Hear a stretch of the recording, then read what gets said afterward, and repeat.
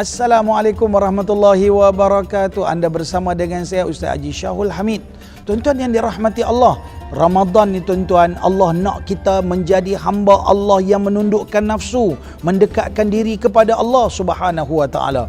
Bukan dalam Ramadan kita menjadi manusia saudara syaitan. Tuan-tuan tengok dalam Ramadan ni, start daripada awal-awal Ramadan, tuan-tuan akan tengok sepanjang Ramadan manusia akan menjadi saudara syaitan. Macam mana? Membazir. Allah Subhanahu wa taala sebut dalam Quran, innal mubadzirina kanu ikhwana syayatin. Sesungguhnya orang membazir itu adalah saudara syaitan. Sebab tu tuan-tuan, kalau nak beli makanan, kita kena perut sedang-sedang ataupun kenyang, baru kita tak akan beli banyak. Tapi kita pergi dengan keadaan lapar, pinja tangan kosong, balik berlambak-lambak barang kita bawa balik. Akhirnya kita tak makan. Bulan Ramadan kita disarankan makan kurang. Turunkan berat badan, sihatkan tubuh badan, boleh perbanyakkan amalan. Bukan dengan makan banyak akhirnya jadi malas dan akhirnya makanan yang tak habis kita buang. Bayangkan tuan-tuan, makanan yang elok-elok, yang masih lagi segar, yang masih lagi boleh dimakan, dibuang di tong sampah. Saya jumpa orang bawa kutip lori sampah ni tuan-tuan. Dia beritahu bila mai Ramadan saja 2-3 kali ganda sampah yang dibuang oleh masyarakat kita. Menunjukkan bahawa sebenarnya Ramadan untuk kita adalah bulan makan semata-mata dan bukan bulan ibadah dan bukan bulan untuk menundukkan nafsu. Walaupun syaitan diikat di kaki langit, hakikatnya tuan-tuan, syaitan yang ada dalam diri kita ataupun amalan yang boleh menyebabkan kita menjadi saudara syaitan seperti amalan membazir ini berleluasa dalam masyarakat kita. Ambillah sekadar yang kita berkemampuan, secukupnya.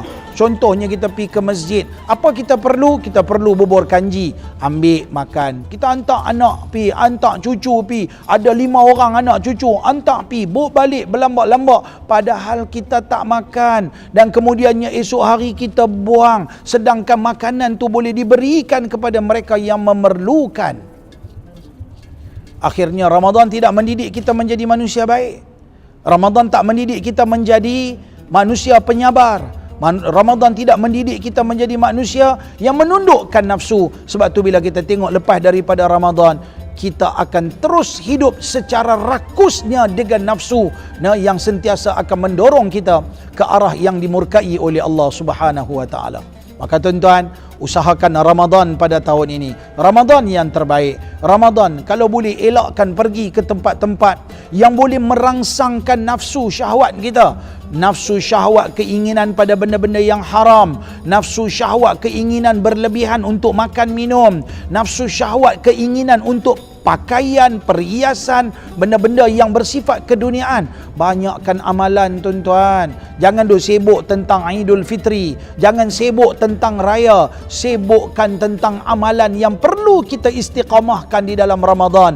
Bagaimana kita nak kembalikan diri kita kepada fitrah di dalam bulan Ramadan. Bagaimana kita boleh dapatkan dan meraih ganjaran besar dengan Lailatul Qadar. Kata Nabi SAW, man qama Lailatul Qadri, siapa bangun beribadah pada malam Al-Qadar imanan wahtisaban, ghufira lahu ma taqaddama min dhanbi. Pertamanya kerana beriman, yang keduanya kerana menghitung ganjaran besar yang Allah berikan dalam Ramadan khususnya kepada umat Nabi Muhammad SAW. Nescaya Allah akan ampunkan dosa-dosa kita yang terdahulu.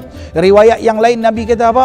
Man shoma Ramadan. Riwayat yang lain Nabi kata man qama Ramadan. Siapa puasa dalam Ramadan, siapa bangun beribadah dalam Ramadan kerana beriman pada Allah, bukan kerana adat tapi buat kerana syariat, buat kerana Allah, bukan kerana manusia lain buat, maka dan menghitung ganjaran besar yang akan dianugerahkan oleh Allah. Banyakkan muhasabah, mencari kelemahan-kelemahan, perbaiki diri kita.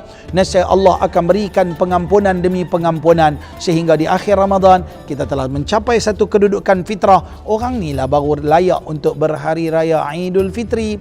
Ingat, raya sehari, puasa 30 hari. Maka cukuplah sambut raya hanya sekadar sehari. Kadar dia tu sehari, jangan berlebih-lebih.